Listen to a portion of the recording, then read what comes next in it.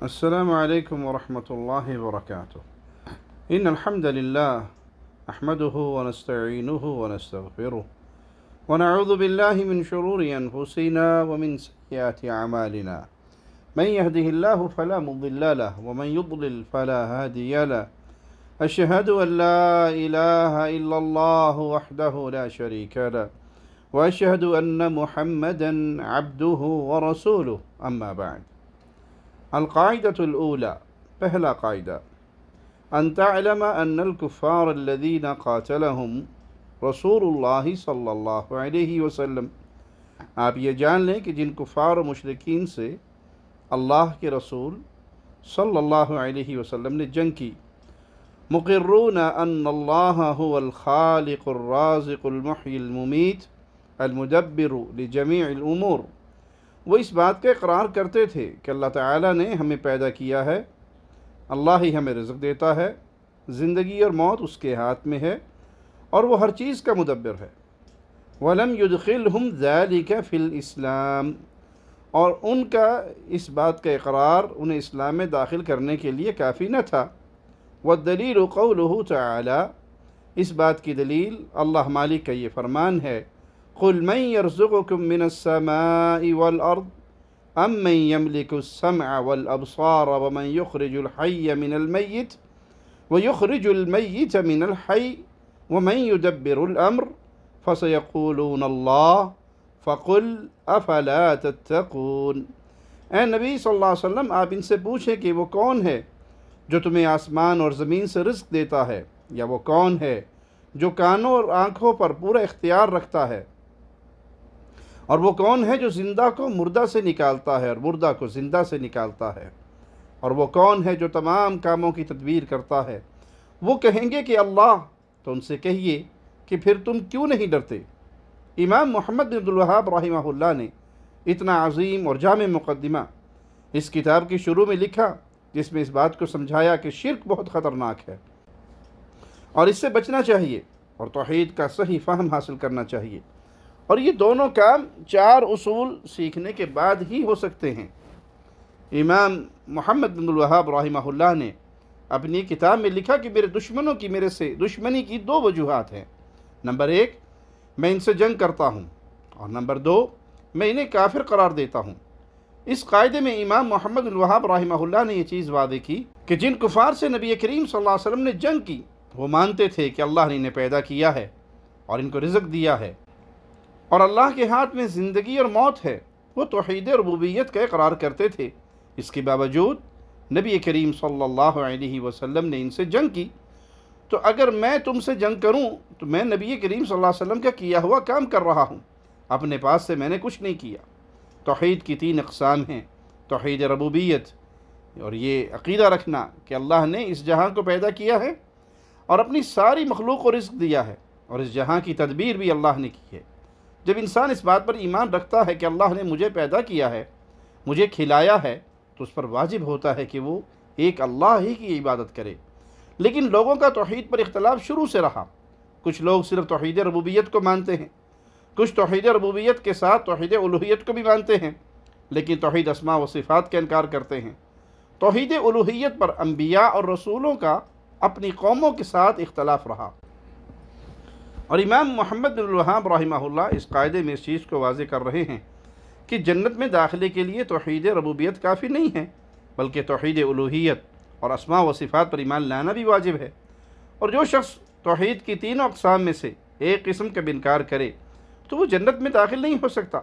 توحید ربوبیت یعنی اس بات پر ایمان لانا کہ اللہ ہر چیز کو پیدا کرتا ہے، پھر اس کو روزی دیتا ہے اور اس کی اچھی سی تدبیر کرتا ہے۔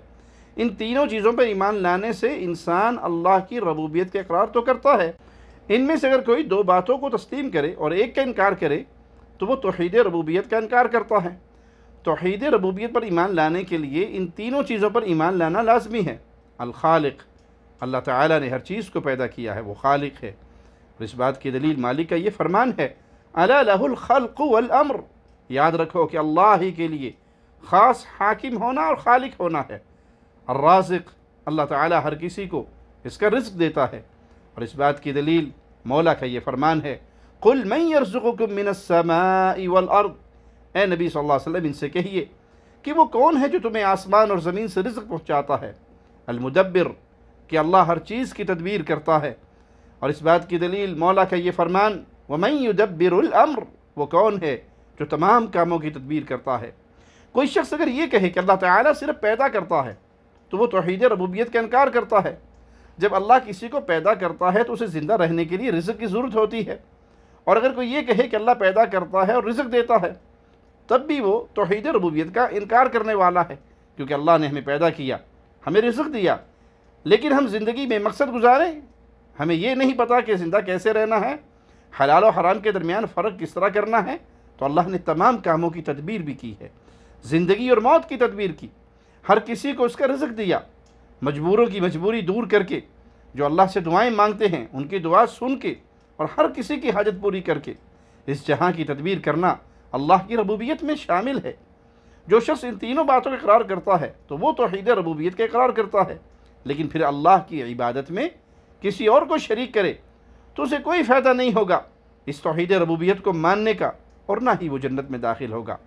توحید ربوبیت پر ایمان لانے کے ساتھ توحید الوہیت پر ایمان لانا بھی ضروری ہے۔ نمبر 2، توحید الوہیت، یہ توحید کی دوسری قسم ہے۔ اس سے مراد ہے کہ انسان اپنی ہر عبادت صرف ایک اللہ ہی کے لیے کرے۔ جب انسان ہر قسم کی عبادت صرف ایک اللہ کے لیے کرتا ہے، اس میں غیر اللہ کو شریک نہیں ٹھہراتا، تو وہ توحید الوہیت کے اقرار کرتا ہے۔ توحید ربوبیت میں انسان اللہ کے کاموں کا اقرار کرتا ہے، اور توحید الوہیت میں انسان اپنے کاموں کو ایک اللہ کے لیے کرتا ہے۔ نمبر 3، توحید اسماء و صفات، اللہ تعالیٰ کے ناموں اور اس کی صفات پر ایمان لانا۔ کفار مکہ توحید ربوبیت کے اقرار کرتے تھے، اس بات پر ایمان رکھتے تھے کہ اللہ نے انہیں پیدا کیا، ان کو رزق دیا، تمام کاموں کی تدبیر کی۔ وہ توحید ربوبیت کا انکار کیوں نہیں کرتے تھے؟ اس کی 2 وجوہات تھی۔ نمبر 1، انسان کی فطرت اس بات کا تقاضا کرتی ہے، اور نمبر 2، وہ اللہ تعالیٰ کے کاموں کا انکار نہیں کرتے تھے، اور اس بات کی دلیل مالک کا یہ فرمان وَلَئِن سَأَلْتَهُمْ مَنْ خَلَقَهُمْ لَيَقُولُنَّ اللَّهُ فَأَنَّىٰ يُؤْفَكُونَ، اگر آپ ان سے دریافت کریں کہ انہیں کس نے پیدا کیا ہے تو یقیناً یہ جواب دیں گے کہ اللہ نے، پھر یہ کہاں الٹے جاتے ہیں۔ وَلَئِن سَأَلْتَهُمْ مَنْ خَلَقَ السَّمَاوَاتِ وَالْأَرْضِ وَسَخَّرَ الشَّمْسَ وَالْقَمَرَ لَيَقُولُنَّ اللَّهُ، اگر آپ ان سے دریافت کریں کہ زمین اور آسمانوں کا خالق اور سورج چاند کو کام میں لگانے والا کون ہے، تو ان کا جواب یہی ہوگا کہ اللہ تعالیٰ ہے۔ وَلَئِن سَأَلْتَهُمْ مَن نَّزَّلَ مِنَ السَّمَاءِ مَاءً فَأَحْيَا بِهِ الْأَرْضَ مِن بَعْدِ مَوْتِهَا لَيَقُولُنَّ اللَّهُ، اور اگر آپ ان سے سوال کریں کہ آسمان سے پانی اتار کر زمین کو اس کی موت کے بعد زندہ کس نے کیا، تو یقیناً ان کا جواب یہی ہوگا اللہ تعالیٰ نے۔ قُلْ مَن يَرْزُقُكُم مِّنَ السَّمَاءِ وَالْأَرْضِ أَمَّن يَمْلِكُ السَّمْعَ وَالْأَبْصَارَ وَمَن يُخْرِجُ الْحَيَّ مِنَ الْمَيِّتِ وَيُخْرِجُ الْمَيِّتَ مِنَ الْحَيِّ وَمَن يُدَبِّرُ الْأَمْرَ فَسَيَقُولُونَ اللَّهُ فَقُلْ أَفَلَا تَتَّقُونَ، اے نبی صلی اللہ علیہ وسلم آپ ان سے پوچھے کہ وہ کون ہے جو تمہیں آسمان اور زمین سے رزق دیتا ہے، یا وہ کون ہے جو کانوں اور آنکھوں پر پورا اختیار رکھتا ہے، اور وہ کون ہے جو زندہ کو مردہ سے نکالتا ہے اور مردہ کو زندہ سے نکالتا ہے، اور وہ کون ہے جو تمام کاموں کی تدبیر کرتا ہے۔ وہ کہیں گے کہ اللہ، تو ان سے کہیے کہ پھر تم کیوں نہیں ڈرتے۔ ان آیات سے واضح ہوتا ہے کہ وہ توحید ربوبیت کے اقرار کرتے تھے، اس کے باوجود نبی کریم صلی اللہ علیہ وسلم نے ان سے جنگ کی، کیونکہ ان کی توحید مکمل نہیں تھی۔ وہ توحید الوہیت کا اقرار نہیں کرتے تھے، اللہ کی عبادت میں غیر اللہ کو شریک ٹھہراتے تھے، اور اس بات پر نبی کریم صلی اللہ علیہ وسلم نے سے جنگ کی۔ ابن قیم رحمہ اللہ کا قول ہے، رسولوں کی اپنی قوموں کے ساتھ اختلاف توحید الوہیت پر تھا، بہت کم لوگ توحید ربوبیت کا انکار کرتے ہیں۔ اس کی دلیل اللہ مالک کا فرمان وَقَالُوا مَا هِيَ إِلَّا حَيَاتُنَا الدُّنْيَا نَمُوتُ وَنَحْيَا وَمَا يُهْلِكُنَا إِلَّا الدَّهْرُ، اور انہوں نے کہا کہ ہماری زندگی تو صرف دنیا کی زندگی ہی ہے، ہم مرتے ہیں اور جیتے ہیں، اور ہمیں صرف زمانہ ہی مار ڈالتا ہے۔ انہوں نے توحید ربوبیت کا انکار کیا۔ فرعون نے بھی توحید ربوبیت کا انکار کیا اور کہا انا ربکم الاعلی، فرعون نے کہا کہ تم سب کا رب میں ہوں، اس نے اللہ کی ربوبیت کا انکار کیا۔ مسلمان ہونے کے لیے، جنت میں داخل ہونے کے لیے توحید ربوبیت کا اقرار کافی نہیں، اس بات کو اکثر لوگ نہیں جانتے۔ اکثریت اس بات سے جاہل ہے وہ یہ کہتے ہیں کہ ہم اس بات پر ایمان لاتے ہیں کہ اللہ نے ہمیں پیدا کیا، رزق دیا، ہمارے کاموں کی تدبیر کی، اور ہم نے لا الہ الا اللہ پڑھ لیا۔ اب یہ لازمی نہیں کہ ہم اپنی عبادت ایک اللہ کے لیے کریں، اگر ہم نے کسی اور کو بھی شریک کر لیا تو اس میں کوئی حرج نہیں۔ یہ عقیدہ باطل ہے۔ اگر لوگوں کا اس بات پر ایمان ہو جائے کہ توحید ربوبیت کافی نہیں ہے، توحید الوہیت بھی لازمی ہے جنت میں داخل ہونے کے لیے، تو زمین سے شرک کے بہت سے مناظر ختم ہو جائیں گے۔ کفار مکہ جن سے اللہ کے رسول صلی اللہ علیہ وسلم نے جنگ کی، اس بات کی دلیل ہے کہ وہ کفر پر تھے۔